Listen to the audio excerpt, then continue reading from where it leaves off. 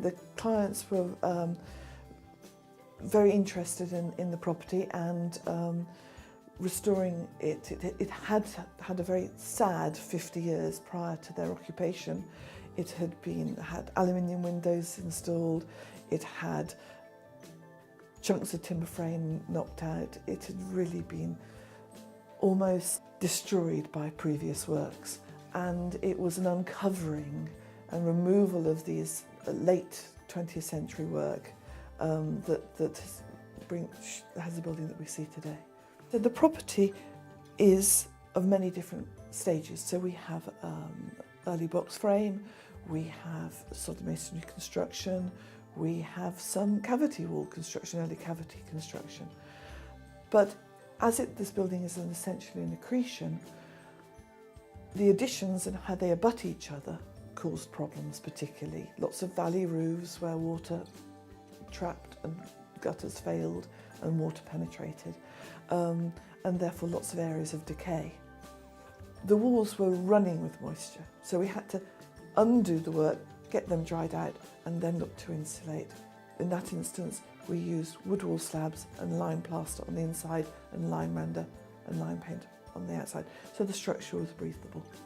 I see many people doing it wrong. There's the feeling that you can insulate from the inside, and without the understanding that you're going to get a temperature drop, you're going to possibly cause interstitial condensation.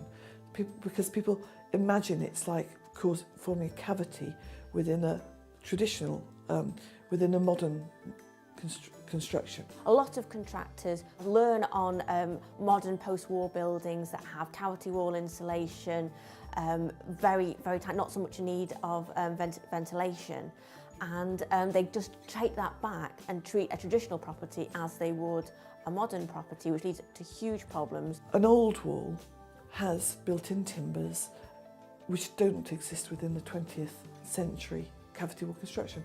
These timbers, now you've put the heating and the insulation on the inside face, and if it's not breathable, those timbers are going to get wet, and that's going to cause decay. I think the retrofit guidance will make it really a great deal of difference to architects and professionals. It really helps to show a client the interaction of decisions made. I've had another client with a timber frame property where they said, well, there's been lots of alterations done, why does it matter? And I said, well, it does matter. This is why it matters. So the guidance in taking it from being a sole voice saying, well, I believe this, to saying, look, this is official, this is important, helps that confidence thing. It really is very, very useful. Responsible Retrofit courses is that it's designed around the STBA guidance wheel, and it's about looking at houses and retrofit holistically, looking at the whole house. So not just looking at one particular measure and looking at, well, what are the advantages or the risks associated with that, but looking about how those measures interact together. I mean, really, they're very much designed for anybody that's involved in the retrofit industry. There's something for every level.